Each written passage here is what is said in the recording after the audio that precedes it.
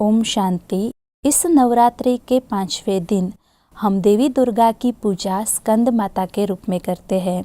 स्कंद जो है वो माँ पार्वती और शिव जी के पुत्र कार्तिकेय का दूसरा नाम है। स्कंद की माँ होने की वजह से उनको हम स्कंद माता कहते हैं। इसके पीछे की धार्मिक कहानी ये है कि ताड़कासुर नाम का एक असुर होकर के गया और उस असुर ने ब्रह्मा जी को प्रसन्न किया, उनसे अमर भव का वरदान मांगा। अभी अमर होना तो पॉसिबल नहीं था, ये वरदान देना शक्य नहीं था, तो उसके विकल्प में उसने ये वरदान मांगा कि मेरा जो वध है वो शिव जी के पुत्र के द्वारा ही हो, क्योंकि उसने ऐसा सोचा था कि शिव जी तो निष्कामी है, वैरागी है, सन्यासी है, तो इनडायरेक्टली उसने सोच लिया कि मैं तो अमर ही हो गया। लेकिन शिव जी ने शक्ति के द्वारा स्कंद को उत्पन्न किया और फिर उसको देवों का सेनापति बनाया गया। उसने इस असुर को बाल्यकाल में ही समाप्त कर दिया, इसका संहार कर दिया और इसे देव पुत्र को जन्म देने की वजह से उस माता को स्कंद माता कहा गया है। स्कंद माता को 4 भुजाधारी दिखाया हुआ है। 2 भुजाओं में कमल पुष्प दिखाया है, एक भुजा में स्कंद को पकड़े हुए दिखाया है और एक भुजा वरदानी स्वरूप में दिखाया हुआ है। अगर 2 भुजा है उसका स्वरूप है कि डबल पूजनीय है। डबल पूजनीय का मतलब होता है वो स्वयं तो देवी के स्वरूप में है ही, इसलिए पूजनीय है, लेकिन साथ में स्कंद का निर्माण किया है, स्कंद को उत्पन्न किया है, उसकी पूजा होती है, उस हिसाब से भी उनकी माँ होने के नाते वो भी पूजनीय है। इसका अर्थ यही होता है कि परमात्मा पिता शिव से शक्तियाँ प्राप्त कर खुद में भी धारण किया है और वही शक्तियों के द्वारा अनेकों को भी शक्तियाँ प्रदान की है। इसी के यादगार में स्कंद पुत्र दिखाया हुआ है। उनकी गोदी में स्कंद पुत्र है। इसका अर्थ क्या है? स्कंद पुत्र को अनेक गुणों से भरपूर, दिव्य गुणधारी, तेजस्वी, प्रभावशाली दर्शाया हुआ है। इसका अर्थ ये है कि हमें भी हमारे जीवन के अंदर दिव्य गुणों को धारण करना है। दिव्य गुण कौन से हैं? सहनशीलता, सरलता, मधुरता, हर्षित मुखता, ये सारे जो दिव्य गुण हैं उसे हमें हमारे जीवन में लाना है। ना केवल हमें हमारे तक रखना है, लेकिन औरों को भी बांटना है। इसलिए स्कंद माता का जो दूसरा हस्त है उसे वरदानी स्वरूप में दिखाया हुआ है। मतलब देना है, प्यार देना है, सम्मान देना है, शुक्रिया देना है, रिस्पेक्ट देना है और एक बारी नहीं बारी बारी देना है। तो देने की निशानी वरदानी हस्त दिखाया है। ईश्वर ने जो भी रचना रची है, हर एक रचना को देने का सिखाया है। जैसे कि प्रकृति है, प्रकृति हमेशा हमको देती रहती है। आप देखिए सूरज है, वो प्रकाश देता है, गर्मी देता है। अगर सूरज सोच ले कि मुझे कल से नहीं देना है, एक दिन के लिए रेस्ट ले लेता हो, तो कितने प्रॉब्लम्स क्रिएट हो जाएंगे। उनकी गर्मी देना, उनका प्रकाश देना, ये भी हमारे लिए एक वरदान से कम नहीं है। अगर वो गर्मी प्रकाश देना बंद कर दे तो क्या होगा? जनजीवन मुश्किल में आ जाएगा। उसी प्रकार से मिट्टी, वो भी हमें देती है। मिट्टी को अगर हम देखें तो उनमें से कितनों का कारोबार चलता है। सवेरे सवेरे कई लोग उसको खोदते हैं, कई लोग उसको एक जगह से दूसरी जगह ले जाते हैं, कई उस मिट्टी को सेट करके मकान बना देते हैं। तो मिट्टी भी हमें बहुत कुछ देती है, उसमें से हमें ऊर्जा भी मिलती है। मिट्टी के अंदर से तेल भी निकलता है। अगर हम देखें बीज, बीज भी अपने आप को तोड़ करके पेड़ दे देता है, उसमें फल फूल आते हैं। ईश्वर ने जो भी रचना रची है वो सर्व रचना को उन्होंने देना सिखाया है। तो हम भी तो ईश्वर की ही रचना है और हमें भी क्या करना है? देना है। और 1 या 2 दिन के लिए नहीं, लेकिन हमेशा हमेशा के लिए देना है। तो वरद हस्त देने की निशानी है। प्यार, सम्मान, रिस्पेक्ट, दुआएं, शुक्रिया हर बारी देते ही जाना है, शुभ भावनाएं देना है। आज के समय के अंदर जहाँ पर सब लोग दुखी है, परेशान है, आज समय के हिसाब से हम देखें तो एक भी पैथी काम नहीं कर रही है, ना एलोपैथी, ना होम्योपैथी, ना नेचुरोपैथी, लेकिन एक सिंपैथी है जो अभी के समय में बहुत ज़रूरी है। एक दो के लिए शुभ भावनाएं, तो ये वरद हस्त देने की निशानी है।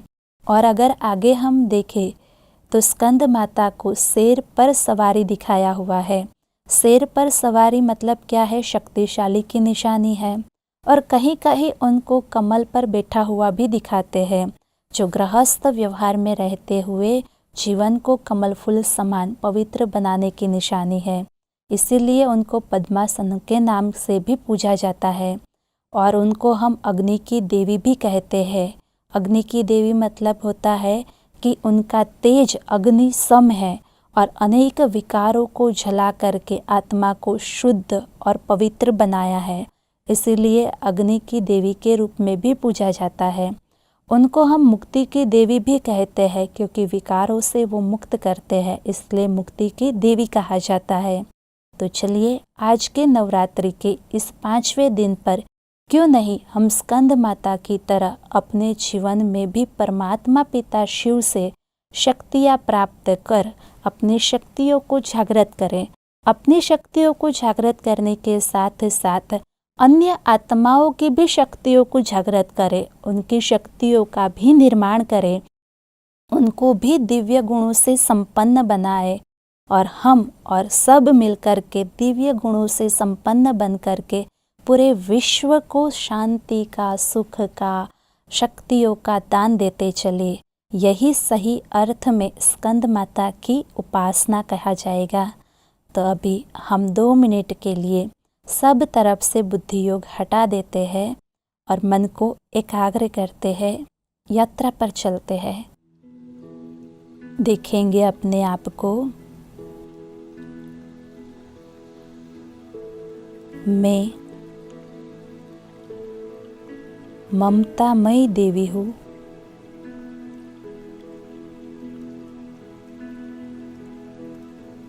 परमात्म प्रेम से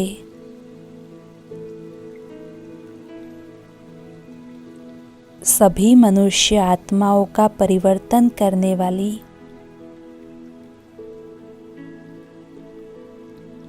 शक्ति स्वरूपा हूँ।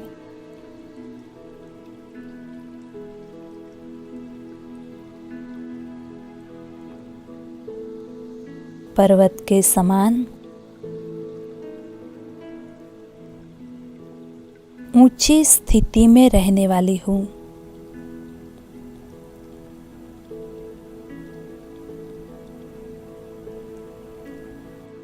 मैं सभी आत्माओं में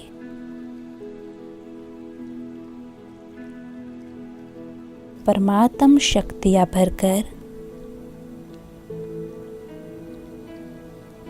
उन्हें आसुरी वृत्तियों से युद्ध करना सिखाती हूँ।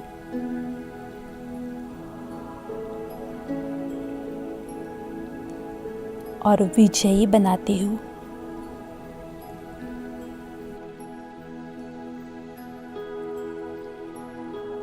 मैं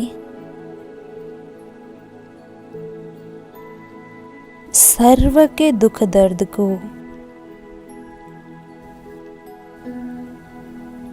सर्वशक्तिवान शिव पिता की शक्तियों से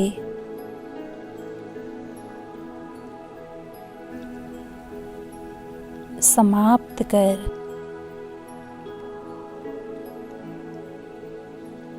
वात्सल्य बिखेरती हूँ।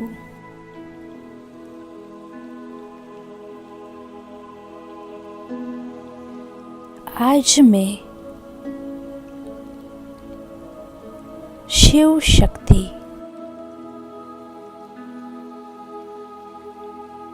जगत कल्याणकारी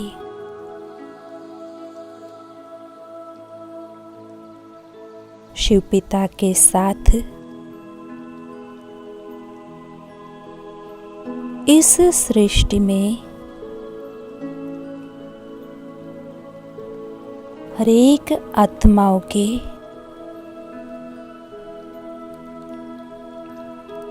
दुख दर्द को समाप्त करने के लिए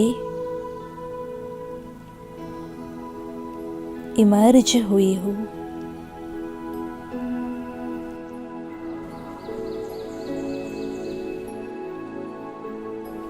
सर्व आत्माओं तक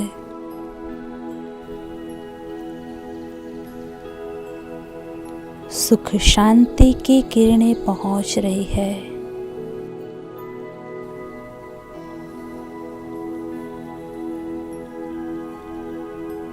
सर्व के दुख दर्द, परेशानियां, कष्ट पूर्ण रूप से समाप्त हो रहे हैं।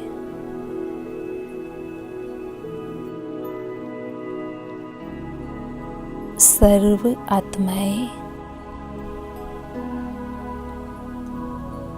प्रसन्न हो रही है।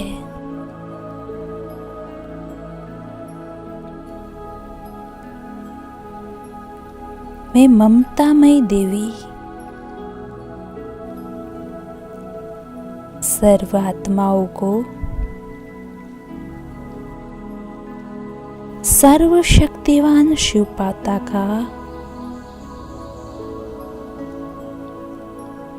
अपने स्वरूप से साक्षात्कार करा रही हूँ।